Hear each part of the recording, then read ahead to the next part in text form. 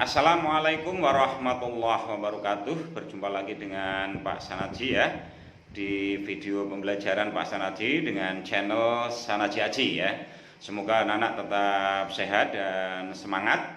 Pada kali ini Pak Sanaji akan membahas materi statistika ya, yaitu khususnya materi penyajian data. Nah, untuk lebih jelasnya anak-anak, marilah kita ikuti dan kita saksikan bersama video Pak Sanaji.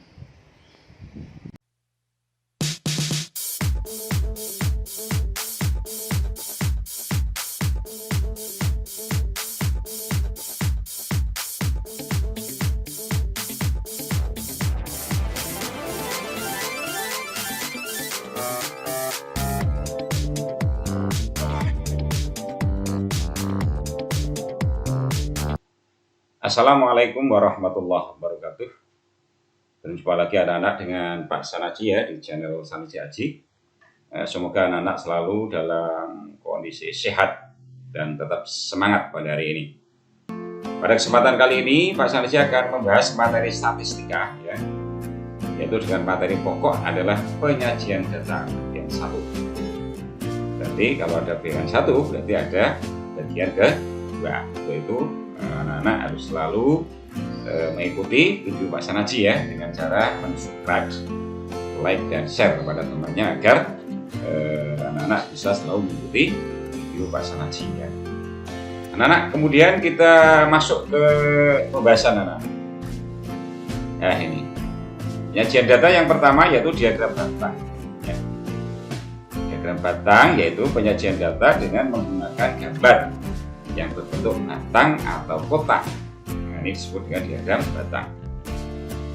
Nah, dapat digambar dengan cara apa? Vertikal maupun horizontal. Sehingga diagram batang ini dapat digambar secara vertikal maupun horizontal.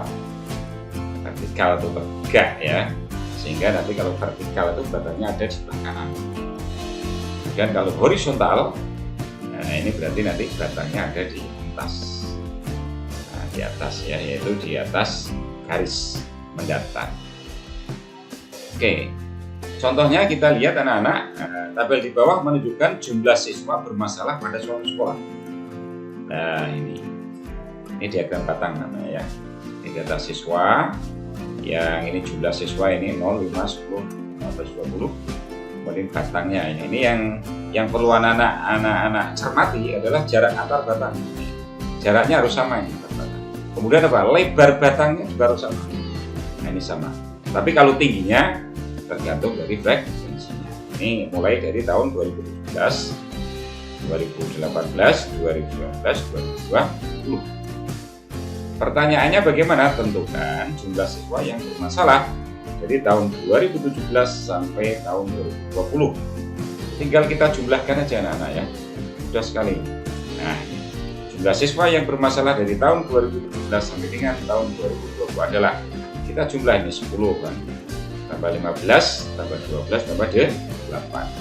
Maka akan diperoleh 45 siswa. Nah ini ya, ini contoh dari penerapan diagram batang secara horizontal ini atau mendatar ini yang tadi disajikan. Kemudian coba kita cermati juga contoh yang kedua. Kita lihat contoh yang kedua anak-anak ya. Nah ini contoh yang kedua, diagram batang berikut ini menggambarkan kondisi lulusan dari suatu SMK dari tahun 2017 sampai dengan tahun 2020.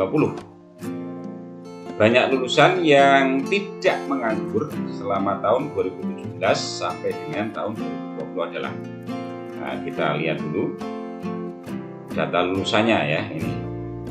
Ini berarti tahun pertama, kedua, ketiga, keempat. Jadi dimulai dari tahun 2017. Yang perlu anak-anak cermati ini ya, tadi lebar batang harus sama semua ini. Jarak antar batang juga sama ini tiap tahun. Kemudian dari tahun ke tahun berikutnya juga sama. Nah ini aturannya seperti itu, jadi tidak sembarangan dalam batang.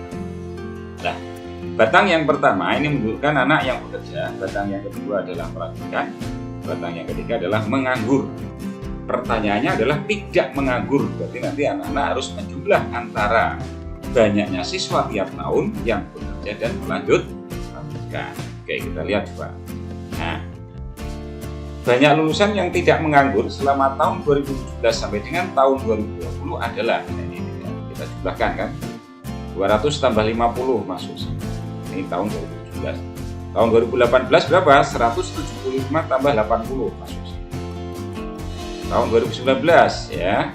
Jadi berapa? 160 tambah 100. Kemudian tahun 2020 yaitu apa? 150 tambah 115. Nah, ini kita jumlahkan saja kan, mudah sekali. Ya, kita jumlahkan ternyata ketemu berapa? 1030 siswa.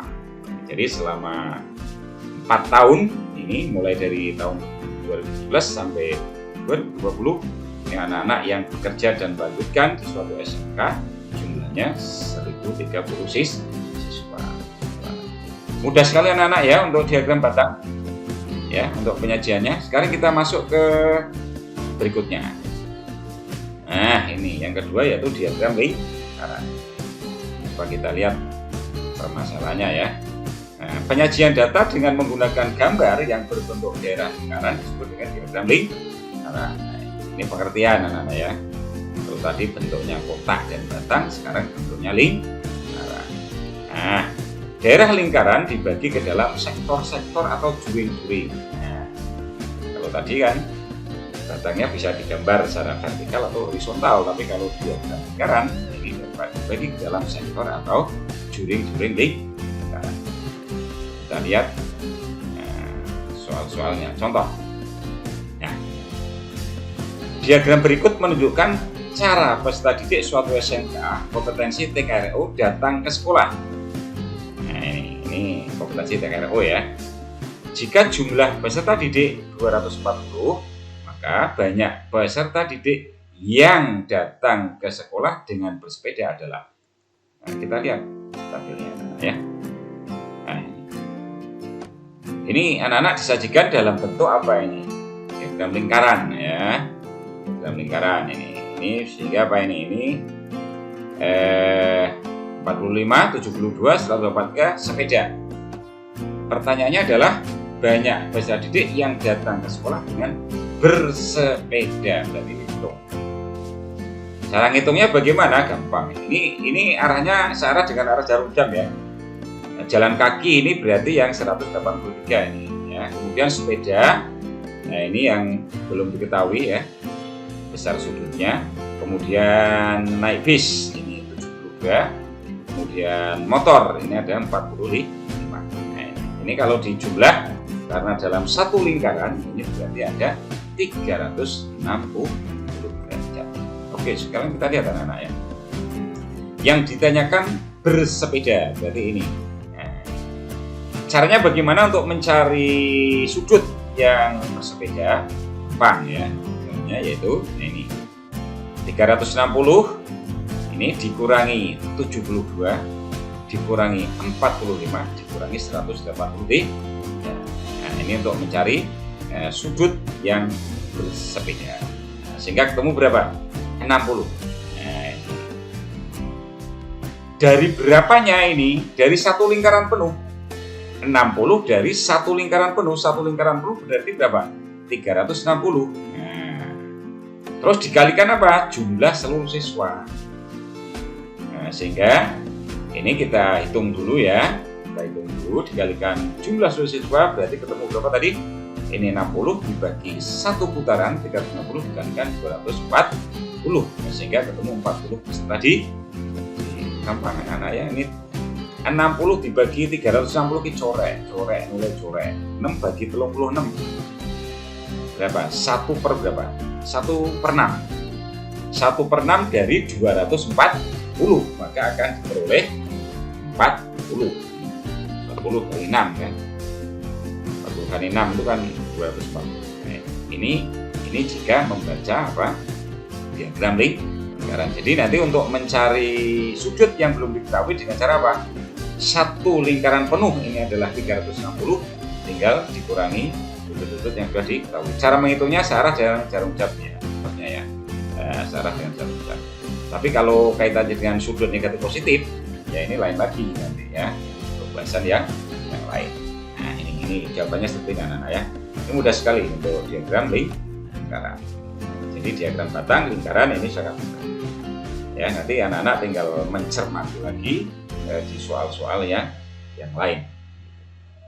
Nah ini contoh dari penerapan untuk diagram lingkaran seperti ini. Ya caranya. Ada juga nanti soal itu yang berupa tidak dalam satu putaran penuh dalam satuan derajat, tapi ada juga dalam satuan persen anak-anak ya. Jadi berapa persen. Kalau persen berarti nanti di sini tidak per 360, tapi hitungnya per 100. Persen itu per 100. Tapi kalau satu putaran ini pernya adalah 360, yaitu satu putaran. Itu anak-anak ya. Saya kira ini jelas untuk yang diagram lingkaran. Kemudian kita masuk yang berikutnya. Penyajian data dalam bentuk garis. Nah ini ya. Diagram garis digunakan untuk menggambarkan data counting atau berkesinambungan. Nah ini contohnya, ini kita lihat. Pada penelitian mengukur pertumbuhan batang kacang tanah, ya, seorang siswa mencatat hasilnya seperti kacang tanah.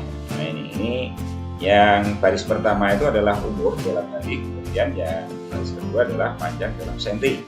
Mulai dari 0 itu berarti mulai dari biji kita tanam. Nah, kemudian 0 hari ya, hari ke 0, kemudian hari pertama, kedua, ketiga, keempat, kelima, keenam. Hari ke 0 berarti masih berupa biji, belum ada belum ada ini, masih 0 ya, masih 0 itu artinya masih belum ada belum tumbuh kacangnya. Kemudian hari pertama ini sudah tumbuh 2 cm, kemudian hari kedua 4,5 cm, hari ketiga 6 cm, hari keempat 8 cm, hari kelima 11,5 cm, dan hari keenam ketinggian dari kacang tanah itu adalah 14 cm. Nah, dari tabel ini maka bisa kita gambar dalam bentuk diagram garis. Ini pertanyaannya, tentukan diagram garis dari pertumbuhan kacang tersebut. Nah ini penjelasannya ya, jawabannya ini penyelesaian. Kita lihat dulu tabel tadi ya. Tabelnya kita tulis lagi, kemudian baru diagram garisnya dapat digambar. Nah ini anak ya. Nah ini yang vertikal tadi menunjukkan pertambahan pertumbuhannya dalam senti, kemudian yang horizontal adalah umur dalam hari. 1, 2, 3 ini mulai dari 0. Caranya gampang, tinggal 0,0 di sini. Kemudian berapa? 1,2, kemudian 2, berapa itu? 2,4 setengah. Nah ini di sini teman-teman kan. Kemudian 3,6, nah 4,8. Tarik sini, kemudian kelima 11,5 ya, 11,5 berarti ini diantara 11 dan 12. Kemudian yang keenam adalah 14. Nah, jadi sangat mudah anak-anak untuk menggambar diagram garis ya. Ini namanya grafik kartesius ya. Kalau di SMP ini saya kira nggak ada masalah ya. Jadi hanya ini anak-anak untuk penyajian data ya, yang pada bagian pertama yaitu dengan disajikan dengan diagram batang, dengan lingkaran, dengan diagram garis. Nah, ini ada 3. Nah, kemudian nanti untuk bagian kedua Pak Sanaji khusus akan membahas materi distribusi frekuensi. Ya, jadi nanti penyajian data dengan distribusi frekuensi itu nanti akan Pak Sanaji bahas di penyajian data bagian ke.